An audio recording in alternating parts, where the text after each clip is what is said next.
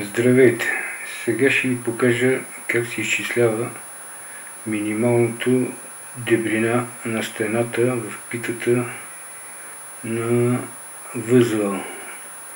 За да видите за какво става въпрос, сега ще го направим физически.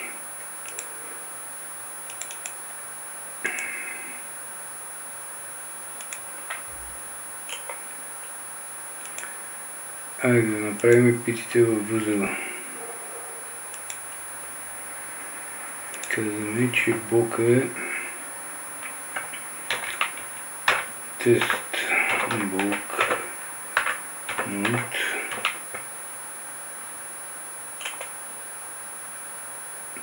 ще го направим в номер 1. Ето го. Айде да приближим малко. Сега да сложим на крайниците на прътите. Те са в тест блок End и ще ги сложим в layer 2. Айде на разстояние. Сега това разстояние, което задаваме, ще ви покажа как то се изчислява. Сега ще го сложим 40. Ето.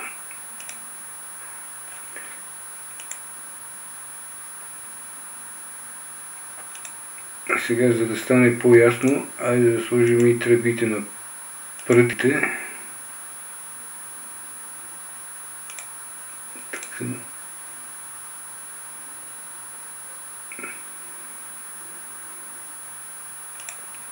Така. Тест блок Bend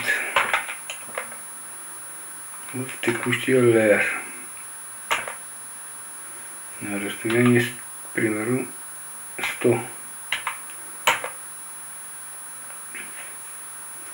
Ето ги и тръбите на физическия, които са физическия смисъл на прътите.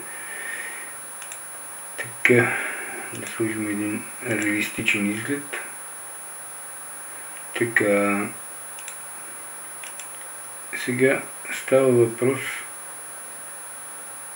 за това разстояние от накрайник до накрайник и дебелината на материала между тях, която осигурява здравината на питата на възела.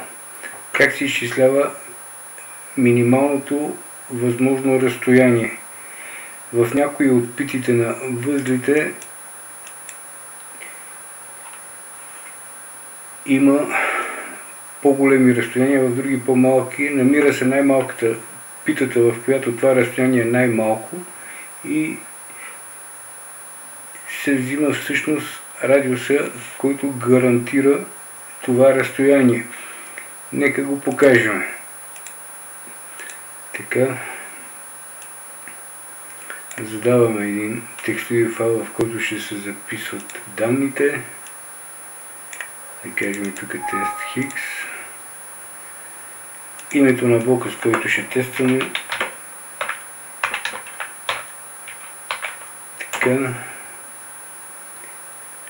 Стартовия радиус, от който започваме да търсим, е примерно 5 мм и минимална дебелина на стената между накрайниците, да кажем също 10 мм.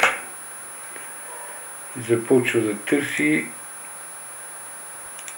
Ето, сега ще гледаме и часовника. Тук са 90 възела, около 200 пръта. За колко време ще ги обработи и ще намери обработи ги и ги намери.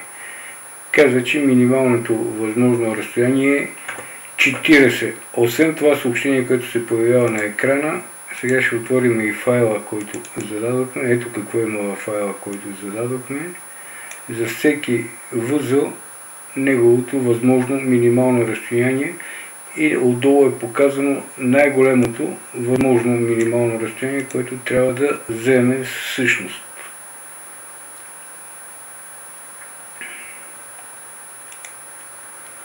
Така.